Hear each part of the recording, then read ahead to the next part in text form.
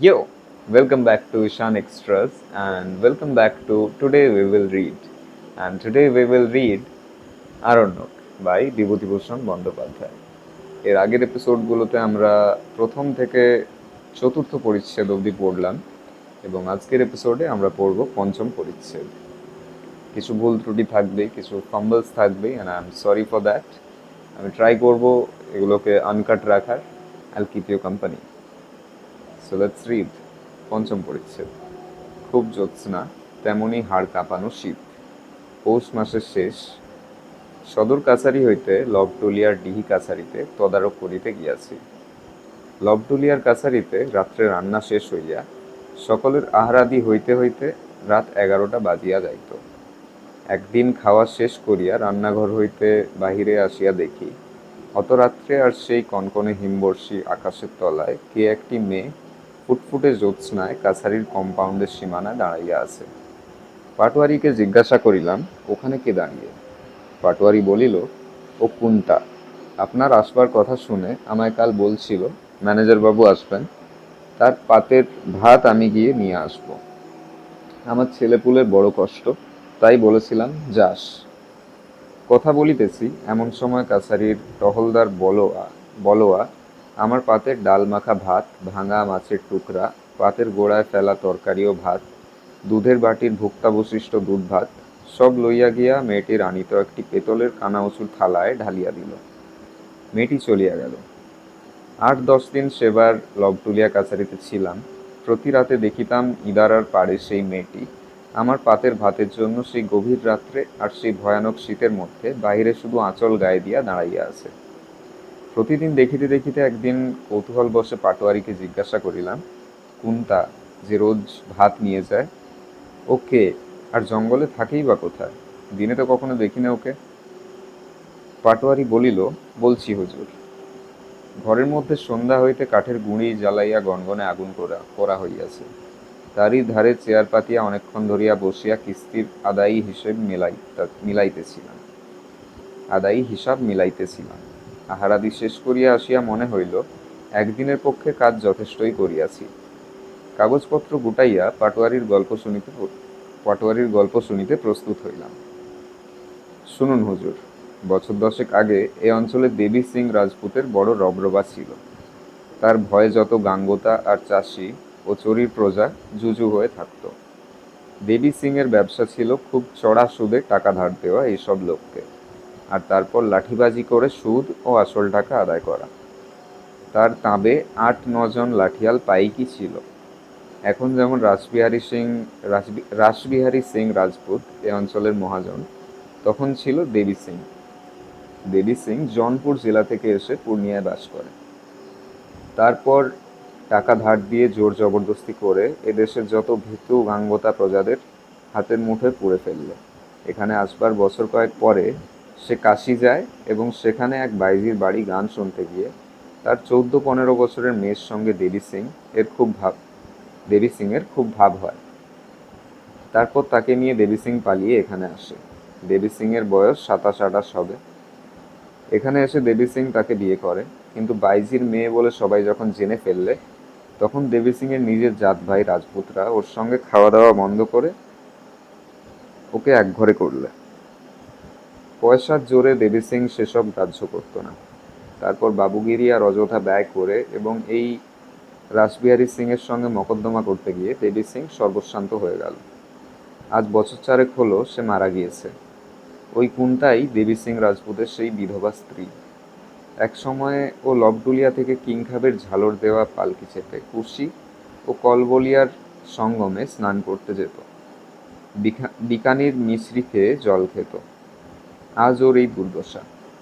আরও মুশকিল এই যে বাইজির মেয়ে সবাই জানে বলে ওর এখানে জাত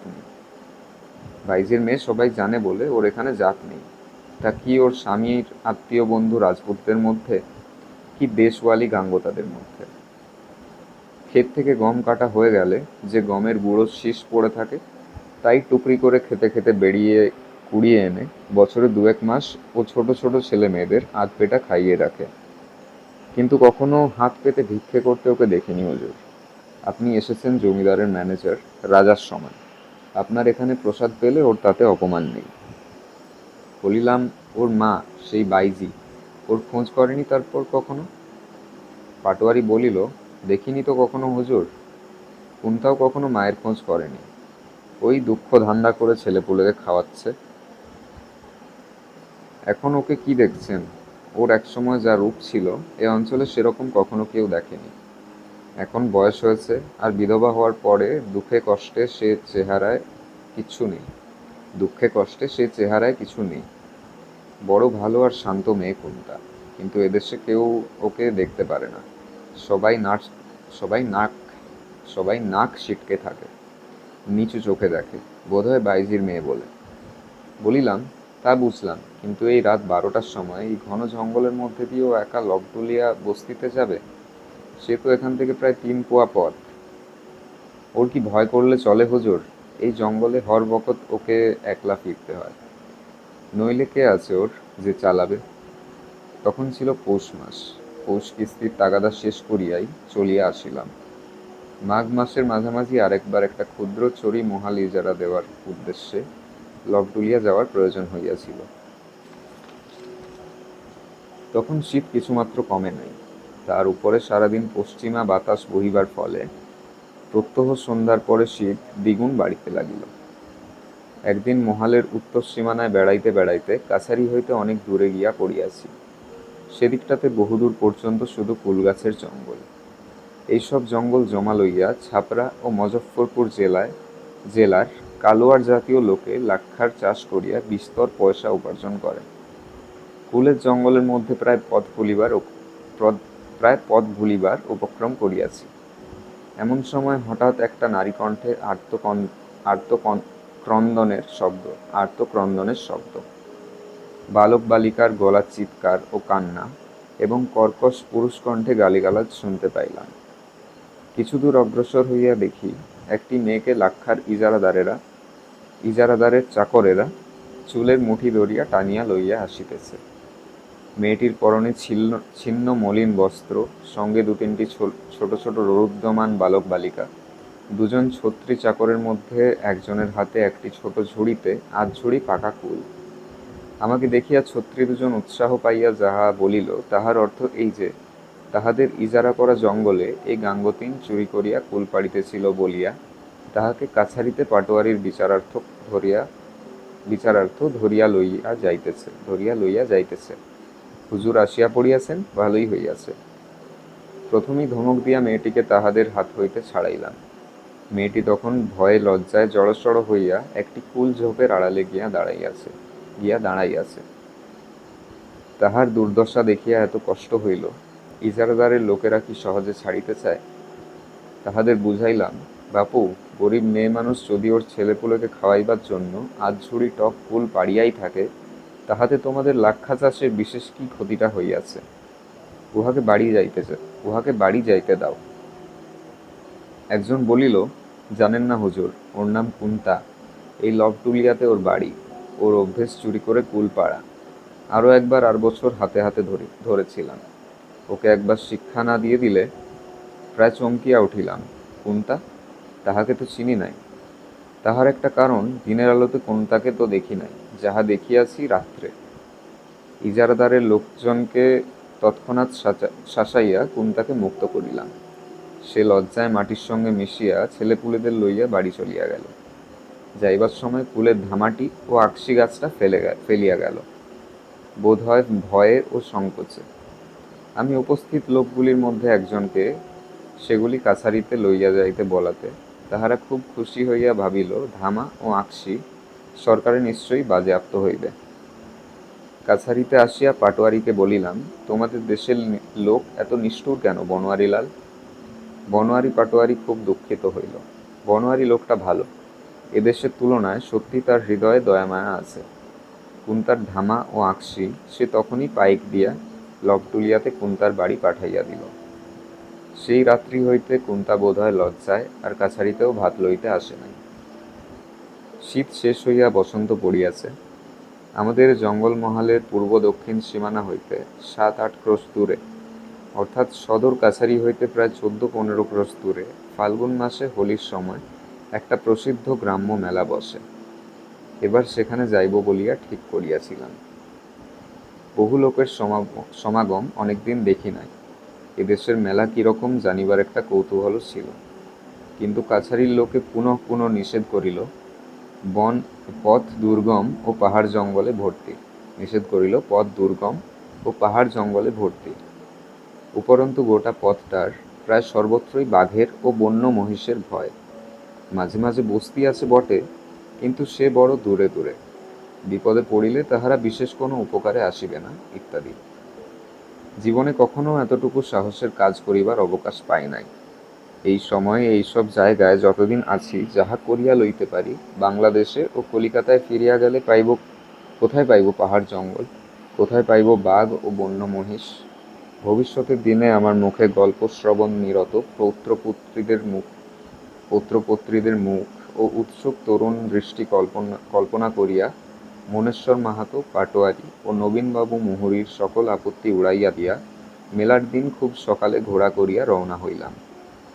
আমাদের মহালের সীমানা ছাড়াইতেই ঘণ্টা 2 লাগিয়া গেল, কারণ পূর্ব দক্ষিণ সীমানাতেই আমাদের মহালের জঙ্গল বেশি। পথ নাই বলিলেও চলে। ঘোড়া ভিন্ন অন্য কোনো যানবাহন সে পথে চলা অসম্ভব। যেখানে সেখানে ছোট বড় শিলাখণ্ড ছড়ানো, শাল জঙ্গল, দীর্ঘ কাশ ও বনঝাউয়ের বন। সমস্ত পথটা উঁচু নিচু, মাঝে মাঝে উঁচু বালিয়াড়ি, রাঙামাটির ডাঙা, ছোট পাহাড়ের উপর ঘন কাঁটা গাছের জঙ্গল। আমি যদিচ্ছাক্রমে কখনো দ্রুত কখনো ধীরে অশ্ব চালনা করিতেছি। ঘোড়াকে কদম চালে ঠিক চালানো সম্ভব হইতেছে না। খারাপ রাস্তা ও ইতস্তত বিক্ষিপ্ত শিলাখণ্ডের দরুন কিছু দূর অন্তর অন্তর ঘোড়ার চাল ভাঙিয়া যাইতেছে। কখনো গ্যালপ, কখনো দুলকি, কখনো বা পাইচারি করিবার মতো মৃদু গতিতে শুধু হাঁটিয়া যাইতেছে। আমি কিন্তু কাছারি ছাড়িয়া পর্যন্তই আনন্দে মগ্ন হইয়া আছি। এখানে চাকুরি লইয়া আসার দিনটি হইতে এদেশের এই ধুধু মুক্ত প্রান্তর ও বনভূমি আমাকে ক্রমশ দেশ ভুলাইয়া দিতেছে। সভ্য জগতের শত প্রকারের আরামের উপকরণ ও অভ্যাসকে ভুলাইয়া দিতেছে। বন্ধু বান্ধব পর্যন্ত ভুলাইবার জোগাড় করিয়া তুলিয়াছে। যাক না ঘোড়া আসতে বা জোরে। শৈল শানুতে যতক্ষণ প্রথম বসন্তে প্রস্ফুটিত রাঙা পলাশ ফুলের মেলা বসিয়াছে, পাহাড়ের নিচে উপরে মাঠের সর্বত্র ঝুপসি গাছের ডাল ঝাড় ঝাড় ধাতুক ফুলের ভারে অবনত। গোলগলি ফুলের নিষ্পত্র দুগ্ধ শুভ্র কাণ্ডে হলুদ রঙের বড় বড় সূর্যমুখী ফুলের মতো ফুল মধ্যাহ্নের রৌদ্রকে মৃদু সুগন্ধে অলস করিয়া তুলিয়াছে। তখন কতটা পথ চলিল, কে রাখে তাহার হিসাব? কিন্তু হিসাব খানিকটা যে রাখিতেই হইবে, নতুবা দিকভ্রান্ত ও পথভ্রান্ত হইবার সম্পূর্ণ সম্ভাবনা। আমাদের জঙ্গলের সীমানা অতিক্রম করিবার পূর্বেই এ সত্যটি ভালো করিয়া বুঝিলাম। কিছুদূর তখন অন্যমনস্কভাবে গিয়াছি, হঠাৎ দেখি সম্মুখে বহুদূরে একটা খুব বড় অরণ্যানীর ধূম্রনীল শীর্ষদেশ রেখাকারে দিগ্বলয়ের সে অংশে এ প্রান্ত হইতে ও প্রান্ত পর্যন্ত বিস্তৃত। কোথা হইতে আসিল এত বড় বন এখানে? কাছারিতে কেহ তো একথা বলে নাই যে মৈশণ্ডীর মেলার কাছাকাছি কোথাও অমন বিশাল অরণ্য বর্তমান। পরক্ষণেই ঠাহর করিয়া বুঝিলাম পথ হারাইয়াছি। সম্মুখের বনরেখা মোহনপুরা রিজার্ভ ফরেস্ট না হইয়া যায় না, যাহা আমাদের কাছারি হইতে খাড়া উত্তর পূর্ব কোণে অবস্থিত। এসব দিকে চলতি বাঁধা পথ বলিয়া কোনো জিনিস নাই। লোকজনও কেহ বড় একটা হাঁটে না। তাহার উপর চারিদিক দেখিতে ঠিক একই রকম, সেই একই ধরনের ডাঙা, এক ধরনের পাহাড়, এক ধরনের গোলগলীয় ধাতুক ফুলের বন। সঙ্গে আছে চড়া রৌদ্রের কম্পমান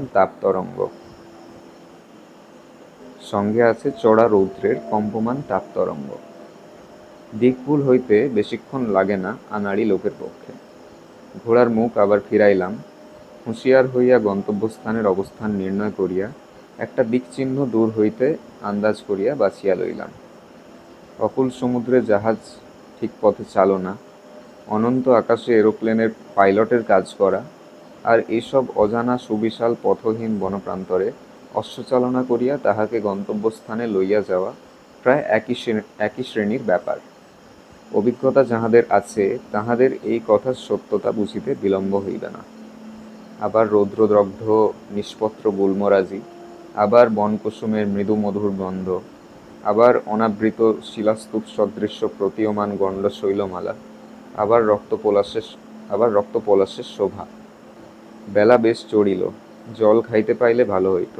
ইহার মধ্যেই মনে হইল, কারো নদী ছাড়া এ পথে কোথাও জল নাই জানি। এখনো আমাদের জঙ্গলেরই সীমা কতক্ষণে ছাড়াইব ঠিক নাই, কারো নদী তো বহুদূর। এই চিন্তার সঙ্গে সঙ্গে তৃষ্ণা যেন হঠাৎ বাড়িয়া উঠিল। মুকুন্দি চাকলাদারকে বলিয়া দিয়াছিলাম, আমাদের মহালের সীমানায় সীমানা জ্ঞাপক বাবলা কাঠের খুঁটি বা মহাবীরের ধ্বজার অনুরূপ যাহা হয় কিছু পুঁতিয়া রাখে। এ সীমানায় কখনো আসি নাই, দেখিয়া বুঝিলাম চাকলাদার সে আদেশ পালন করে নাই। ভাবিয়াছে, এ জঙ্গল ঠেলিয়া কলিকাতার ম্যানেজার বাবু আর সীমানা পরিদর্শনে আসিয়াছেন। তুমিও যেমন, কে খাটিয়া মরে, যেমন আছে তেমনি থাকুক। পথের কিছু দূরে আমাদের সীমানা ছাড়াইয়া এক জায়গায় ধোঁয়া উঠিতেছে দেখিয়া সেখানে গেলাম। জঙ্গলের মধ্যে একদল লোক কাঠ পুড়াইয়া কয়লা করিতেছে। এই কয়লা তাহারা গ্রামে গ্রামে শীতকালে বেচিবে। এদেশের শীতে গরিব লোকে মালসায় কয়লার আগুন করিয়া শীত নিবারণ করে। কাঠ কয়লা 4 পয়সায় বিক্রয় হয়, তাও কিনিবার পয়সা অনেকের জোটে না। আর এত পরিশ্রম করিয়া কাঠ কয়লা পুড়াইয়া পয়সা 4 দরে বেচিয়া কয়লাওয়ালাদের মজুরি বা কিভাবে পোষায় তাও বুঝি না। এদেশে পয়সা জিনিসটা বাংলাদেশের মতো সস্তা নয়, এখানে আসিয়া পর্যন্ত তা দেখিতেছি। শুকনো কাশ ও সাবাই ঘাসের ছোট্ট একটা ছাউনি কেঁদ ও আমলকির বনে। সেখানে বড় একটা মাটির হাঁড়িতে মকাই সিদ্ধ করিয়া কাঁচা শালপাতায় সকলে একত্রে খাইতে বসিয়াছে। আমি যখন গেলাম, লবণ ছাড়া অন্য কোনো উপকরণই নাই। নিকটে বড় বড় গর্তের মধ্যে ডালপালা পুড়িতেছে। একটা ছোকরা সেখানে বসিয়া কাঁচা শালের লম্বা ডাল দিয়া আগুনে ডালপালা উল্টাইয়া দিতেছে। জিজ্ঞাসা করিলাম, কি ও গর্তের মধ্যে, কি পুড়ছে? তাহারা খাওয়া ছাড়িয়া সকলে একযোগে দাঁড়াইয়া উঠিয়া ভীত নেত্রে আমার দিকে চাহিয়া থতমত খাইয়া বলিল, লকড়ি কয়লা হুজুর। আমার ঘোড়ায় চড়া মূর্তি দেখিয়া লোকগুলো ভয় পাইয়াছে। বুঝিলাম আমাকে বন বিভাগের লোক ভাবিয়াছে। এসব অঞ্চলের বন গভর্নমেন্টের খাস মহলের অন্তর্ভুক্ত। বিনা অনুমতিতে বন কাটা কি কয়লা পোড়ানো বেআইনি। তাহাদের আশ্বস্ত করিলাম, আমি বন বিভাগের কর্মচারী নই, কোনো ভয় নাই তাদের, যত ইচ্ছা কয়লা পড়ুক। একটু জল পাওয়া যায় এখানে? খাওয়া ফেলিয়া একজন ছুটিয়া গিয়া মাজা ঝকঝকে জামবাটিতে পরিষ্কার জল আনিয়া দিল। জিজ্ঞাসা করিলাম, কাছেই বনের মধ্যে ঝর্ণা আছে, তার জল। ঝর্ণা? আমার কৌতূহল হইল। ঝর্ণা কোথায়? শুনি নাই তো এখানে ঝর্ণা আছে। উহারা বলিল, ঝর্ণা নাই হুজুর, উনুই। পাথরের গর্তে একটু একটু করে জল জমে, 1 ঘন্টায় আধশের জল হয়। খুব সাফা পানি, ঠান্ডাও বহুত। জায়গাটা দেখিতে গেলাম, কি সুন্দর ঠান্ডা বনবীথি। পরীরা বোধহয় এই নির্জন অরণ্যে শিলাতলে শরৎ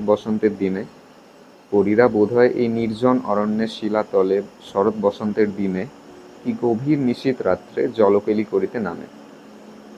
বনের খুব ঘন অংশে বড় বড় পিয়াল ও কেঁদের ডালপালা দিয়া ঘেরা একটা নাবাল জায়গা। তলাটা কালো পাথরের একখানা খুব বড় প্রস্তর বেদি যেন কালো ক্ষয় পাইয়া ঢেঁকির গড়ের মতো হইয়া গিয়াছে, যেন খুব একটা বড় প্রাকৃতিক পাথরের খোড়া। তার উপর সপুষ্প পিয়াল শাখা ঝুপসি হইয়া পড়িয়া ঘন ছায়ার সৃষ্টি করিয়াছে। পিয়াল ও শাল মঞ্জরির সুগন্ধ বনের ছায়ায় ভুরভুর করিতেছে। পাথরের খোলে বিন্দু বিন্দু জল জমিতেছে। এইমাত্র জল তুলিয়া লইয়া গিয়াছে, এখনো 8-6 জলও জমে নাই। উহারা বলিল, এ ঝর্ণার কথা অনেকে জানে না হুজুর, আমরা বনে জঙ্গলে হরবকত বেড়াই, আমরা জানি। আরো মাইল 5 গিয়া কারো নদী পড়িল। খুব উঁচু বালির পাড় দুধারে, অনেকটা খাড়া নিচে নামিয়া গেলে তবে নদীর খাদ। বর্তমানে খুবই সামান্যই জল আছে। দুপারে অনেক দূর পর্যন্ত বালুকাময় তীর ধু ধু করিতেছে, যেন পাহাড় হইতে নামিতেছে মনে হইল। ঘোড়ায় জল পার হইয়া যাইতে যাইতে ঘোড়ায় জল পার হইয়া যাইতে যাইতে এক জায়গায় ঘোড়ার জিন পর্যন্ত আসিয়া ঠেকিল। রেখা বদল শুদ্ধ পা মুড়িয়া অতি সন্তর্পণে পার হইলাম। ওপারে ফুটন্ত রক্তপলাশের বন, উঁচু নিচু রাঙা রাঙা শিলাখণ্ড, আর শুধুই পলাশ আর পলাশ, সর্বত্র পলাশ ফুলের মেলা। একবার দূরে একটা বুনো মহিষকে ধাতুক ফুলের বন হইতে বাহির হইতে দেখিলাম। সেটা পাথরের উপর দাঁড়াইয়া পায়ের খুর দিয়া মাটি খুঁড়িতে লাগিল। ঘোড়ার মুখে লাগাম কষিয়া থমকিয়া দাঁড়াইলাম। ত্রিসীমানায় কোথাও জনমানব নাই, যদি শিং পাতিয়া তাড়া করিয়া আসে। কিন্তু সৌভাগ্যের বিষয়, সেটা আবার পথের পাশের বনের মধ্যে ঢুকিয়া অদৃশ্য হইয়া গেল। নদী ছাড়াইয়া আরো কিছু দূর গিয়া পথের দৃশ্য কি চমৎকার! তবুও তো ঠিক দুপুর, ঝাঁঝা করিতেছে। অপরাহ্নের ছায়া নাই, রাত্রির জ্যোৎস্না লোক নাই, কিন্তু সেই নিস্তব্ধ খররৌদ্র মধ্যাহ্নে বাঁ দিকে বনাবৃত দীর্ঘ শৈলমালা, দক্ষিণে লৌহপ্রস্তর ও পাইওরাইট ছড়ানো উঁচু নিচু জমিতে শুধুই শুভ্রকাণ্ড গোলগলি ফুলের গাছ ও রাঙা ধাতুক ফুলের জঙ্গল। সেই জায়গাটা সত্যি একেবারে অদ্ভুত। অমন রুক্ষ অথচ সুন্দর, পুষ্পাকীর্ণ অথচ উদ্দাম, অতিমাত্রায় বন্য ভূমিশ্রী দেখিই নাই কখনো জীবনে। আর তার উপর ঠিক দুপুরের খাঁ খাঁ রৌদ্র। মাথার উপরের আকাশ কি ঘন নীল। আকাশে কোথাও একটা পাখি নাই, শূন্য। মাটিতে বন্য প্রকৃতির বুকে কোথাও একটা মানুষ বা জীবজন্তু নাই, নিঃশব্দ, ভয়ানক নিরালা। চারিদিকে চাহিয়া প্রকৃতির এই বিজন রূপালীর মধ্যে ডুবিয়া গেলাম। ভারতবর্ষে এমন জায়গা আছে জানিতাম না তো। এ যেন ফিল্মে দেখা দক্ষিণ আমেরিকার অ্যারিজোনা বা নাভাজো মরুভূমি, কিংবা হডসনের পুস্তকে বর্ণিত গিলা নদীর অববাহিকা অঞ্চল। মেলায় পৌঁছিতে বেলা 1টা বাজিয়া গেল। প্রকাণ্ড মেলা, যে দীর্ঘ শৈলশ্রেণী পথের বাঁ ধারে আমার সঙ্গে সঙ্গে ক্রোশ 3 ধরিয়া চলিয়া আসিতেছিল, তারই সর্বদক্ষিণ প্রান্তে ছোট্ট একটা গ্রামের মাঠে, পাহাড়ের ঢালুতে, চারিদিকে শাল পলাশের বনের মধ্যে এই মেলা বসিয়াছে। মহিষারডি, কড়ারি, তিনটাঙ্গা, লছমনিয়া টোলা, ভীমদাস টোলা, মহালিখারূপ প্রভৃতি দূরের নিকটের নানা স্থান হইতে লোকজন, প্রধানত মেয়েরা আসিয়াছে। তরুণী বন্য মেয়েরা আসিয়াছে চুলে পিয়াল ফুল কি রাঙা ধাতুক ফুল গুজিয়া। কারো কারো মাথায় বাঁকা খোপায় কাঠের চিরুনি আটকানো। বেশ সুঠাম সুললিত লাবণ্য ভরা দেহের গঠন প্রায় অনেক মেয়েরই। তারা আমোদ করিয়া খেলো পুঁতির দানার মালা, সস্তা জাপানি কি জার্মানির সাবানের বাক্স, বাঁশি, আয়না, অতি বাজে এসেন্স কিনিতেছে। পুরুষেরা 1 পয়সায় 10টা কালি সিগারেট কিনিতেছে। ছেলেমেয়েরা তিলুয়া, রেউড়ি, রামদানার লাড্ডু ও তেলে ভাজা খাজা কিনিয়া খাইতেছে। হঠাৎ মেয়ে মানুষের গলায় আর্তকান্নার স্বর শুনিয়া চমকিয়া উঠিলাম। একটা উঁচু পাহাড়ি ডাঙায় যুবক যুবতীরা ভিড় করিয়া দাঁড়াইয়া হাসি খুশি গল্পগুজব আদর আপ্যায়নে মত্ত ছিল। কান্নাটা উঠিল সেখান হইতেই। ব্যাপার কি? কেহ কি হঠাৎ পঞ্চত্ব প্রাপ্ত হইল? একজন লোককে জিজ্ঞাসা করিয়া জানিলাম তা নয়, কোনো একটি বধূর সহিত তার পিত্রালয়ের গ্রামের কোনো মেয়ের সাক্ষাৎ হইয়াছে। এদেশের রীতিই নাকি এইরূপ। গ্রামের মেয়ে বা কোনো প্রবাসিনী সখী, কুটুম্বিনী বা আত্মীয়দের সঙ্গে অনেকদিন পরে দেখা হইলেই উভয়ের গলা জড়াইয়া মরা কান্না জুড়িয়া দিবে। অনভিজ্ঞ লোকে ভাবিতে পারে উহাদের কেহ মরিয়া গিয়াছে। আসলে ইহা আদর আপ্যায়নের একটি অঙ্গ। না কাঁদিলে নিন্দা হইবে। মেয়েরা বাপের বাড়ির মানুষ দেখিয়া কাঁদে না, অর্থাৎ তাহা হইলে প্রমাণ হয় যে স্বামী গৃহে বড় সুখেই আছে। মেয়ে মানুষের পক্ষে ইহা নাকি বড়ই লজ্জার কথা। এক জায়গায় বইয়ের দোকানে চটের থলের উপর বই সাজাইয়া বসিয়াছে। হিন্দি গোলেব গাউলি, লায়লা মজনু, বেতাল 25, প্রেম সাগর ইত্যাদি। প্রবীণ লোকে কেহ কেহ বই উল্টাইয়া পাল্টাইয়া দেখিতেছে। বুঝিলাম, বুক স্টলে দণ্ডায়মান পাঠকের অবস্থা আনাতোল ফ্রান্সের প্যারিসেও যেমন, এই বন্য দেশে কড়ারি তিনটাঙ্গায় হোলির মেলাতেও তাহাই। বিনা পয়সায় দাঁড়াইয়া পড়িয়া লইতে পারিলে কেহ বড় একটা বই কেনে না। দোকানির ব্যবসা বুদ্ধি কিন্তু বেশ প্রখর। সে জনৈক তন্ময়চিত্ত পাঠককে জিজ্ঞাসা করিল, কেতাব কিনবে কি? না হয়তো রেখে দিয়ে অন্য কাজ দেখো। মেলার স্থান হইতে কিছু দূরে একটা শালবনের ছায়ায় অনেক লোক রাঁধিয়া খাইতেছে। ইহাদের জন্য মেলার এক অংশে তরিতরকারির বাজার বসিয়াছে। কাঁচা শালপাতার ঠোঙায় শুটকি, কুচো চিংড়ি ও নালসে পিঁপড়ের ডিম বিক্রয় হইতেছে। লাল পিঁপড়ের ডিম এখানকার একটি প্রিয় সুখাদ্য। লাল পিঁপড়ের ডিম এখানকার একটি প্রিয় সুখাদ্য।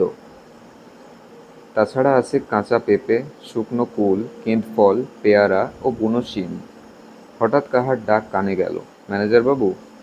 চাহিয়া দেখি ভিড় ঠেলিয়া লকটুলিয়ার পাটোয়ারির ভাই ব্রহ্মা মাহাতো আগাইয়া আসিতেছে। হুজুর, আপনি কখন এলেন? সঙ্গে কে? বলিলাম, ব্রহ্মা, এখানে কি মেলা দেখতে? না হুজুর, আমি মেলার ইজারাদার। আসুন আসুন, আমার তাঁবুতে চলুন, একটু পায়ের ধুলো দেবেন। মেলার একপাশে ইজারাদারের তাঁবু। সেখানে ব্রহ্মা খুব খাতির করিয়া আমায় লইয়া গিয়া একখানা পুরনো বেন্টউড চেয়ারে বসাইল। সেখানে একজন লোক দেখিলাম। অমন লোক বোধহয় পৃথিবীতে আর দেখি না। লোকটি কে জানি না, ব্রহ্মা মাহাতোর কোনো কর্মচারী হইবে। বয়স 50-60 বছর, গা খালি, রং কালো, মাথার চুল কাঁচায় পাকায় মেশানো। তাহার হাতে একটা বড় থলিতে এক থলি পয়সা, বগলে একখানা খাতা। এক থলি পয়সা, বগলে একখানা খাতা। সম্ভবত মেলার খাজনা আদায় করিয়া বেড়াইতেছে। ব্রহ্মা মাহাতোকে হিসাব বুঝাইয়া দিবে। মুগ্ধ হইলাম তাহার চোখের দৃষ্টি ও মুখের অসাধারণ দীন নম্র ভাব দেখিয়া। যেন কিছু ভয়ের ভাবও মেশানো ছিল সেই দৃষ্টিতে। ব্রহ্মা মাহাতো রাজা নয়, ম্যাজিস্ট্রেট নয়, কাহারও দণ্ডমুণ্ডের কর্তা নয়। গভর্নমেন্টের খাস মহলের জনৈক বর্ধিষ্ণু প্রজা মাত্র। লইয়াছেই না হয় মেলার ইজারা, এত দিন ভাব কেন ও লোকটার তার কাছে? তারও পরে আমি যখন তাঁবুতে গেলাম, স্বয়ং ব্রহ্মা মাহাতো আমাকে অত খাতির করিতেছে দেখিয়া লোকটা আমার দিকে অতিরিক্ত সম্ভ্রম ও দীনতার দৃষ্টিতে ভয়ে ভয়ে একাধবারের বেশি চাহিতে ভরসা পাইল না। ভাবিলাম, লোকটার অত দিনহীন দৃষ্টি কেন? খুব কি গরিব? লোকটার মুখে কি যেন ছিল। বারবার আমি চাহিয়া দেখিতে লাগিলাম। Blessed are the meek, for theirs is the kingdom of heaven. Blessed are the meek, for theirs is the kingdom of heaven. এমন ধারা সত্যিকার দিন বিনম্র মুখ কখনো দেখি নাই। ব্রহ্মা মাহাতোকে লোকটার কথা জিজ্ঞাসা করিয়া জানিলাম, তার বাড়ি কোড়ারি 3 টাঙা, যে গ্রামে ব্রহ্মা মাহাতোর বাড়ি।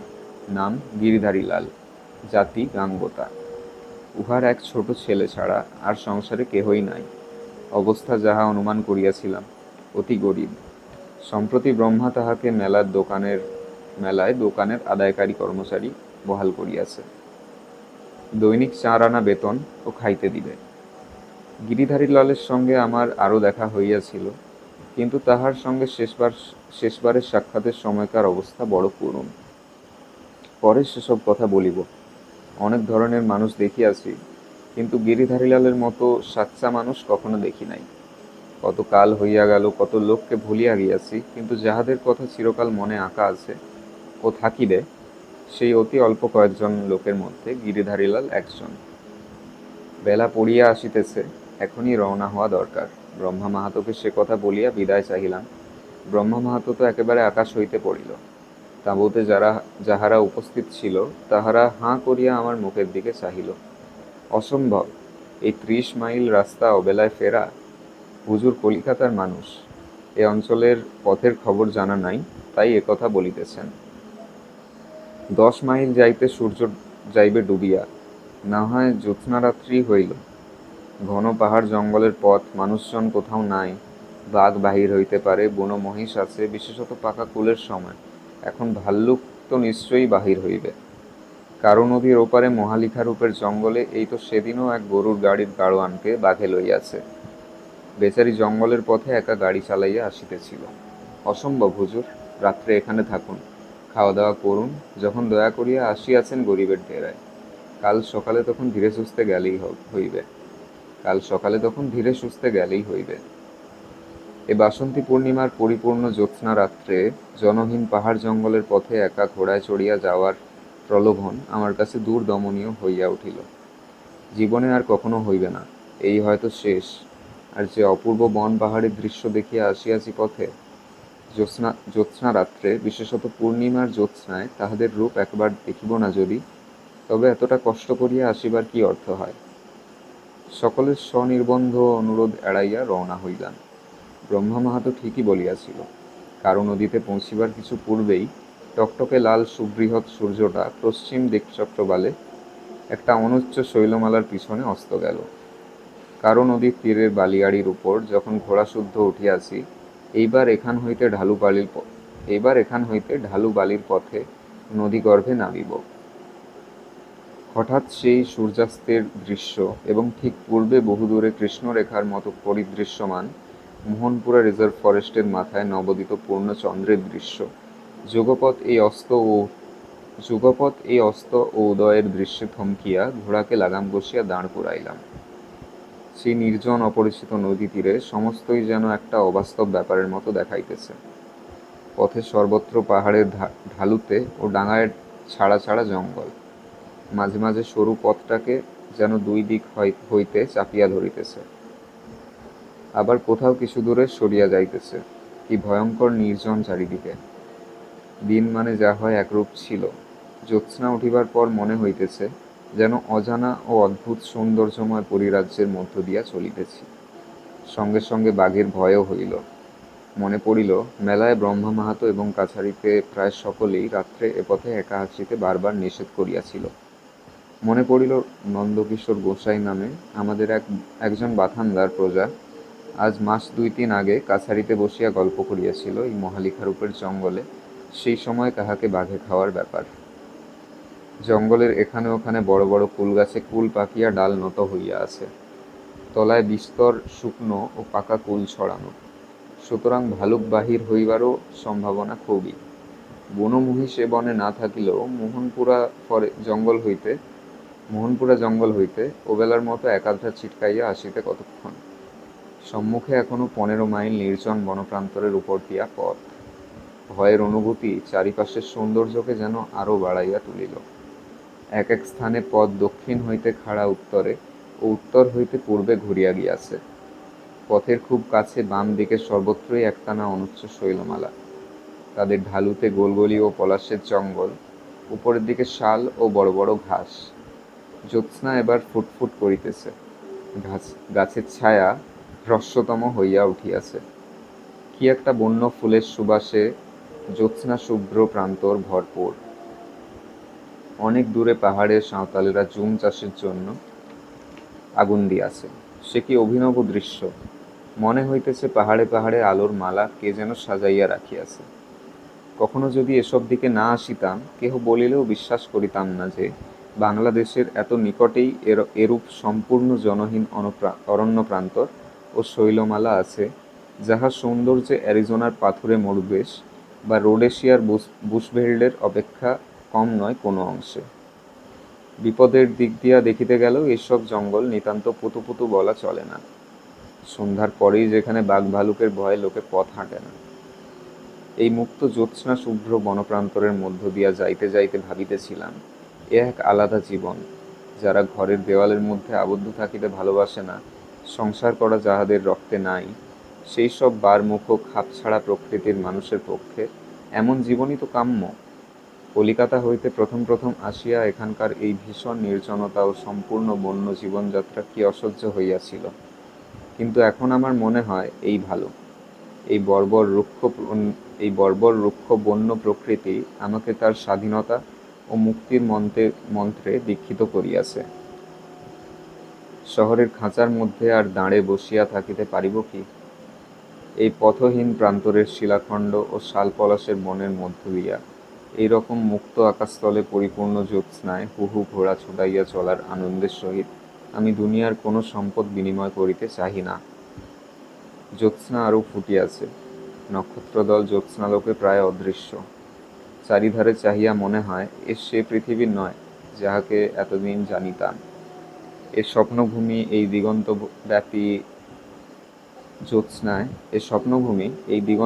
জ্যোৎস্নায় অপার্থিব জীবেরা এখানে নামে গভীর রাত্রে। তারা তপস্যার বস্তু, কল্পনা ও স্বপ্নের বস্তু। বনের ফুল যাহারা ভালোবাসে না, সুন্দরকে চেনে না, দিগ্বলয় রেখা যাদের কখনো হাতছানি দিয়া ডাকে নাই, তাদের কাছে এই পৃথিবী ধরা দেয় না কোনো কালেই। মহালিখারূপের জঙ্গল শেষ হইতেই মাইল 4 গিয়া আমাদের সীমানা শুরু হইল। রাত প্রায় 9টার সময় কাছারি পৌঁছিলাম। কাছারিতে ঢোলের শব্দ শুনিয়া বাহিরের দিকে চাহিয়া দেখি একদল লোক কাছারির কম্পাউন্ডে কোথা হইতে আসিয়া ঢোল বাজাইতেছে। ঢোলের শব্দে কাছারির কর্মচারীরা আসিয়া তাহাদের ঘিরিয়া দাঁড়াইল। কাহাকেও ডাকিয়া ব্যাপারটা কি জিজ্ঞাসা করিব ভাবিতেছি, এমন সময় জমাদার মুক্তিনাথ সিং দরজার কাছে আসিয়া সেলাম করিয়া বলিল, একবার বাইরে আসবেন মেহরবানি করে। কি জমাদার, কি ব্যাপার? হুজুর, দক্ষিণ দেশে এবার ধান মরে যাওয়াতে অজন্মা হয়েছে। লোকে চালাতে না পেরে দেশে দেশে নাচের দল নিয়ে বেরিয়েছে। ওরা কাছারিতে হুজুরের সামনে নাচবে বলে এসেছে। যদি হুকুম হয় তবে নাচ দেখায়। নাচের দল আমার আপিস ঘরের সামনে আসিয়া দাঁড়াইল। মুক্তিনাথ সিং জিজ্ঞাসা করিল, কোন নাচ তাহারা দেখাইতে পারে? দলের মধ্যে একজন 60-62 বছরের বৃদ্ধ সেলাম করিয়া বিনীতভাবে বলিল, হুজুর, পোহো নাচ আর ছক্করবাজি নাচ। দলটি দেখিয়া মনে হইল নাচের কিছু জানুক বা না জানুক, পেটে দুটি খাইবার আশায় সব ধরনের সব বয়সের লোক ইহার মধ্যে ঢুকিয়া পড়িয়াছে। অনেকক্ষণ ধরিয়া তাহারা নাচিল ও গান গাহিল। বেলা পড়িবার সময় তাহারা আসিয়াছিল। রমের আকাশে জ্যোৎস্না ফুটিল, তখনও তাহারা ঘুরিয়া ঘুরিয়া হাত ধরিয়া নাচিতেছে ও গান গাহিতেছে। অদ্ভুত ধরনের নাচ ও সম্পূর্ণ অপরিচিত সুরের গান। এই মুক্ত প্রকৃতির বিশাল প্রসার ও এই সভ্য জগৎ হইতে বহুদূরে অবস্থিত নিভৃত বন্য আবেষ্টনীর মধ্যে এই দিগন্ত পরিপ্লাবী ছায়াবিহীন জ্যোৎস্নালোকে এই নাচ গানই চমৎকার খাপ খায়। একটি গানের অর্থ এইরূপ। শিশুকালে বেশ ছিলাম, আমাদের গ্রামের পিছনে যে পাহাড়, তার মাথায় কেপ বন। সেই বনে কুড়িয়ে বেড়াতাম পাকা ফল, গাঁথতাম পিয়াল ফুলের মালা। দিন খুব সুখেই কাটত। ভালোবাসা কাকে বলে তা তখন জানতাম না। 5 নহরী ঝর্ণার ধারে সেদিন কররা পাখি মারতে গিয়েছি। হাতে আমার বাঁশের নল ও আঠা কাঠি। তুমি কুসুম রঙে ছোপানো শাড়ি পরে এসেছিলে জল ভরতে। দেখে বললে, ছি, পুরুষ মানুষে কি 7 নলি দিয়ে বনের পাখি মারে? আমি লজ্জায় ফেলে দিলাম বাঁশের নল, ফেলে দিলাম আঠা কাঠির তাড়া।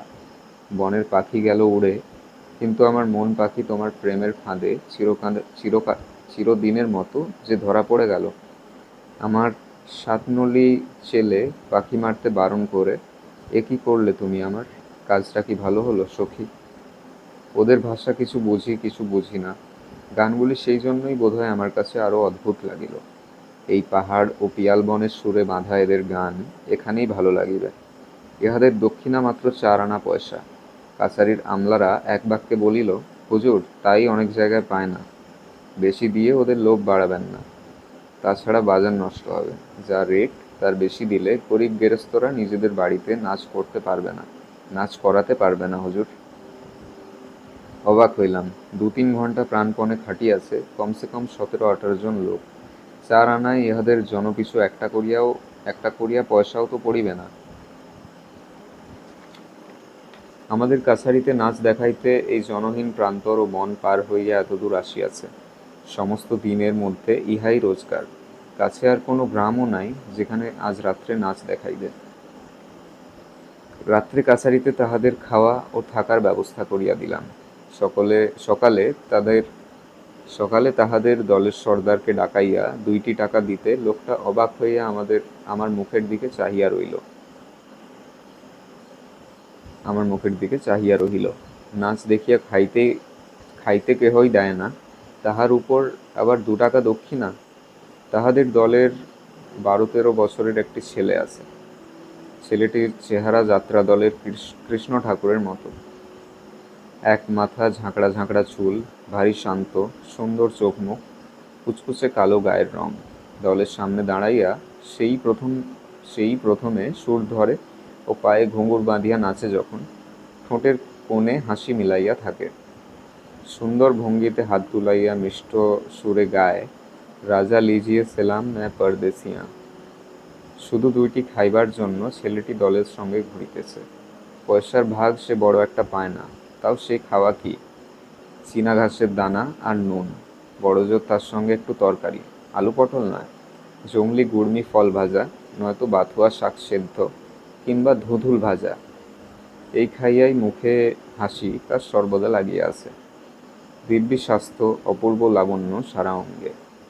দলের অধিকারীকে বলিলাম, ধাতুরিয়াকে রেখে যাও এখানে, কাছারিতে কাজ করবে আর থাকবে খাবে। অধিকারী সেই দাঁড়িওয়ালা বৃদ্ধ লোকটি, সেও এক অদ্ভুত ধরনের লোক। এই ৬২ বছরেও সে একেবারে বালকের মতো। বলিল, ও থাকতে পারবে না হুজুর। গাঁয়ের সব লোকের সঙ্গে একসঙ্গে আছে, তাই ও আছে ভালো। একলা থাকলে মন কেমন করবে। ছেলে মানুষ কি থাকতে পারে? আবার আপনার সামনে ওকে নিয়ে আসবো হুজুর।